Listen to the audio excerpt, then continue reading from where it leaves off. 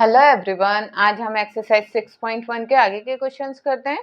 Question number 3 है, find the smallest number by which each of the following number must be divided to obtain a perfect cube. जो हमें number दे रखे हैं उसमें हमें ऐसा स्मॉलेस्ट नंबर फाइंड करना है जिसको इन नंबर्स में से डिवाइड करने पर ये परफेक्ट क्यूब नंबर बन जाए। इसका मतलब ये जो हमें नंबर दे रखा है ये परफेक्ट क्यूब नंबर नहीं है।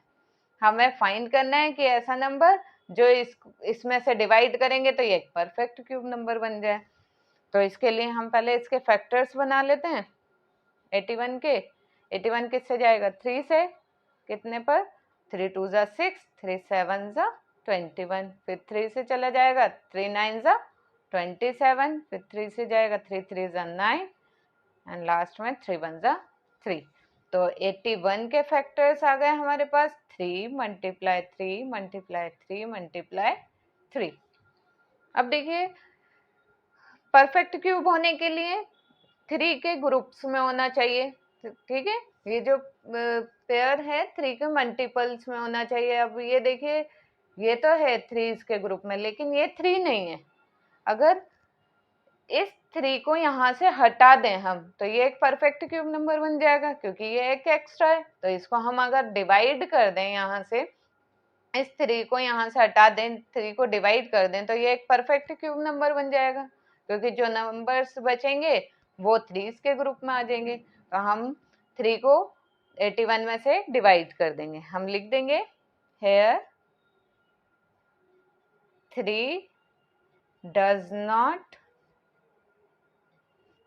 appear in group of 3 के ग्रुप में नहीं है। So we divide 81 by 3। हम 81 को 3 से डिवाइड कर देंगे। तो इसलिए 81 को हम डिवाइड कर देंगे 3 से तो हमें मिल जाएगा एक परफेक्ट क्यूब नंबर। 81 को 3 से डिवाइड करेंगे तो कितना आ जाएगा हमारे पास 27। 27 क्या है, एक परफेक्ट क्यूब नंबर। इसी तरह से हम आगे के क्वेश्चंस भी करेंगे इसके। अब है 128 के फैक्टर्स बनाएंगे हम। 2 से डिवाइड हो जाएगा ये आ जाएगा 64, फिर ये 2 से चला जाएगा 32 पर, फिर 2 से जाएगा ये 16 पर, फिर 2 से जाएगा 2 8 ज़ा 16, फिर 2 से जाएगा 4 पर, फिर 2 से करेंगे 2 2 ज़ा 4, 2 1 ज़ा 2। तो हमारे पास 128 के फैक्टर्स आ गए ये 7 टाइम्स है। ये हम यहाँ 7 टाइम्स लिख लेंगे, ठीक है। अब ये देखिए ये 3 के पेयर्स में है 2, ये वाला भी 2 3 के पेयर्स में है, लेकिन ये 2 अकेला है, इसका कोई भी पेयर नहीं है। तो जो ये एक्स्ट्रा में है तो इसको हम डिवाइड कर देंगे तो हमारे पास परफेक्ट क्यूब नंबर मिल जाएगा। हम लिख देंगे here 2 does not appear in group of 3, so we divide 128 by 2। 2 से हम डिवाइड कर देंगे तो हमें एक परफेक्ट क्यूब नंबर मिल जाएगा। हमारे पास आ जाएगा ये 64। 64 क्या है, एक परफेक्ट क्यूब। नेक्स्ट है 135, इसके फैक्टर्स बनाएंगे। 135 के लास्ट में 5 है, 5 से करके देखते हैं। 5 से करेंगे तो ये आ जाएगा हमारा 27। 27 किससे जाएगा 3 से, 3 9 ज़ा 27, 3 3 ज़ा 9, 3 1 ज़ा 3। तो 135 के फैक्टर्स आ गए 5 मल्टीप्लाई 3 मल्टीप्लाई 3 मल्टीप्लाई 3। अब देखिए ये तो 3 के पेयर में है ये वाला 3, लेकिन 5 का कोई भी पेयर्स नहीं है 3 के। तो हम 5 को डिवाइड कर देंगे तो ये एक परफेक्ट क्यूब नंबर बन जाएगा। तो हम लिख देंगे here 5 does not appear in group of threes. So we divide 135 by 5. हम 5 को डिवाइड कर देंगे तो हमें परफेक्ट क्यूब नंबर मिल जाएगा, इसलिए 135 को हम डिवाइड कर देंगे 5 से, तो यह हमारे पास आ जाएगा 27. 27 क्या है? Perfect cube number. नेक्स्ट है 192. 192 के फैक्टर्स बनाएंगे. लास्ट में 2 है, 2 से चला जाएगा, ये 2 पर जाएगा 96, फिर 2 से करेंगे ये जाएगा 48, फिर 2 से करेंगे ये जाएगा 24 पर, फिर 2 से करेंगे 12, फिर 2 पर चला जाएगा ये 6 पर, फिर 3 पर. अब ये 3 किससे जाएगा? 3 से. 3 1 जा 3. तो 192 के फैक्टर्स आ गए 2 multiply 2 multiply 2 and 2 multiply 2 multiply 2 multiply 3. अब देखिए ये तो 3 के पेयर में है, 3 के ग्रुप में है, 2 ये वाला भी है, लेकिन 3 अकेला है. तो ये जो 3 का कोई भी पेयर्स नहीं है, तो इसको यहाँ से हटा देंगे, डिवाइड कर देंगे, तो ये परफेक्ट क्यूब नंबर बन जाएगा. हम लिखेंगे hair 3 does not appear in group of threes. So we divide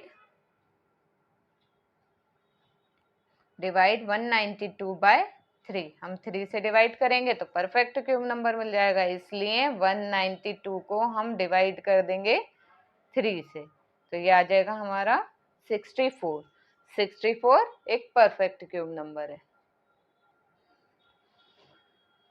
question number 3 का लास्ट पार्ट है, 5th पार्ट है 704. इसके फैक्टर्स बनाएंगे. 2 से चला जाएगा ये 352 पर, फिर 2 से चला जाएगा 176, फिर 2 से जाएगा ये 88, फिर 2 से करेंगे 44, फिर जाएगा ये 22 एंड फिर 2 पर जाएगा 11.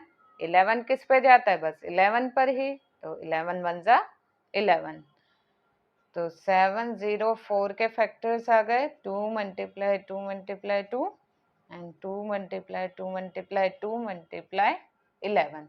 अब ये तो 3s के ग्रुप में है 2, और ये वाला 2 भी 3s के ग्रुप में है, लेकिन 11 अकेला है, तो 11 को हम डिवाइड कर देंगे. लिख देंगे hair 11 does not appear in group of threes. So we divide 704 by 11.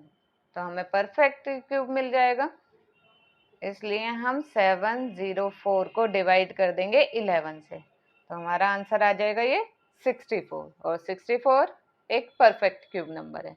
अब नेक्स्ट क्वेश्चन करेंगे हम.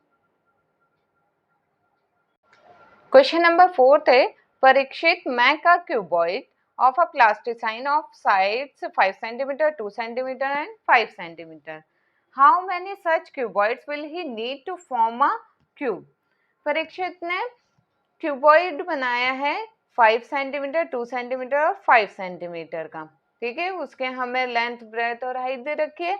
अब उसे इन क्यूबॉइड्स को जोड़ जोड़ कर क्यूब बनाना है, तो हमें पूछा है कि उसे कितने और क्यूबॉइड्स की जरूरत है जो वो क्यूब के फॉर्म में से बदल सके. ठीक है, उसने जो क्यूबॉइड बनाया है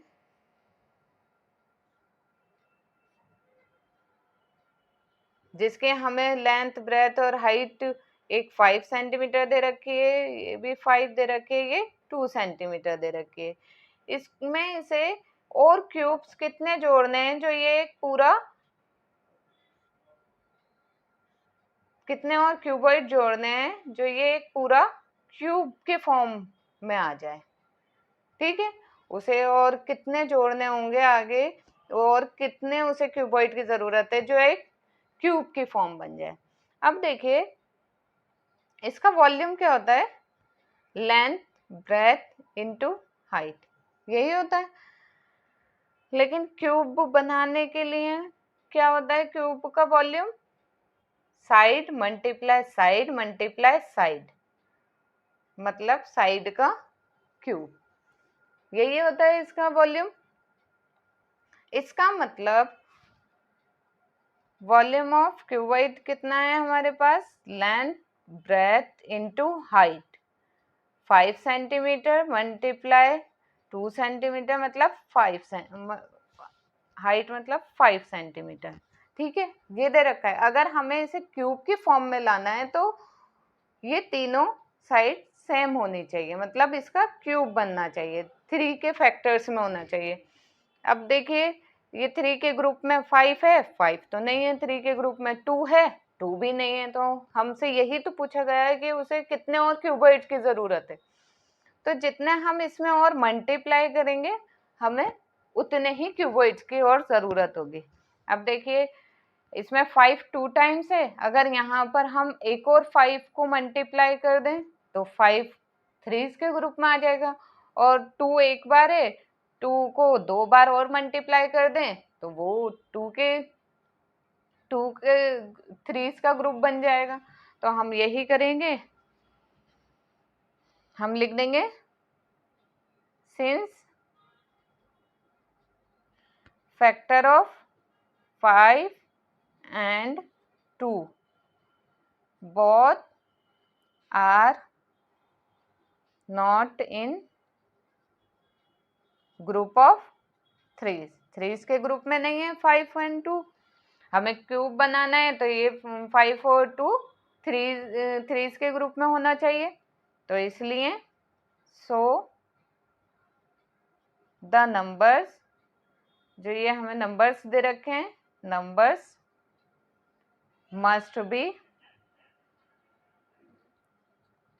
मल्टीप्लाई बाय, हम इन नंबर्स को मल्टीप्लाई कर देंगे, एक 2 तो दे रखा था, 2 2 से मल्टीप्लाई कर देंगे, और 2 5 तो थे, और एक और 5 से मल्टीप्लाई कर देंगे, इन्हीं नंबर से मल्टीप्लाई करेंगे। ये कितना आ जाएगा? 2 2 जा 4 5 जा 20। मतलब इसका मतलब क्या है कि परीक्षित को 20 क्यूबॉइड्स की और जरूरत है। अगर उसके पास 20 क्यूबॉइड्स और होंगे तो वो इसे क्यूब की फॉर्म में चेंज कर पाएगा। ठीक है, hence he need 20 more cuboids। ठीक है।